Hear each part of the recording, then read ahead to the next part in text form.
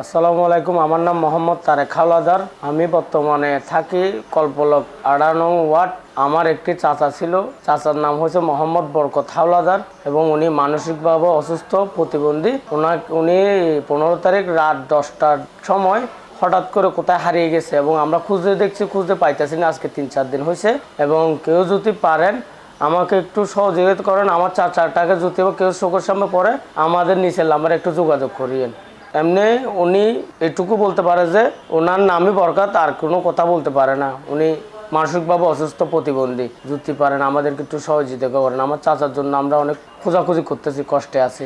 আমি না পেয়ে এবং 18 নং বাগুলিয়া থানায় জিডি করি রাত 10টার দিকে। জিডি করবার পর আমি জিডি কপি আনি, এনে এখানে আপনাদের সাথে হাজির হলাম আপনাদের এখানে এসে। আমার চাচা রাত 8টার সময় আমাদের সাথে ভাত খাইছে, খাওয়ার পরে এবং হঠাৎ করে বাইরে নামবার পরে আমরা তো বলতে পারি না কোথায় যায়। এমনি মানসিক অসুস্থ, ঘুরে ফিরে ঘরে চলে আসে।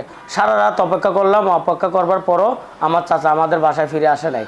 না আসবার পরে সকালবেলা সবাই আমার ফ্যামিলিগত, আমার মা আছে, ভাই আছে, বাবা আছে, সবাই খোঁজাখুঁজি শুরু করলো। আজকে 3-4 দিন ধরে কোনো খবর পেলাম না। উনিও রিটার্ন চলে আসে নাই আমাদের বাসায়। তাই জন্য আপনাদের কাছে আসলাম একটু কথা বলবার জন্য। কেউ যদি পারেন আমাকে একটু সহযোগিতা করেন আমার চাচাটার জন্য। উনি একটু মানসিকভাবে অসুস্থ বেশি।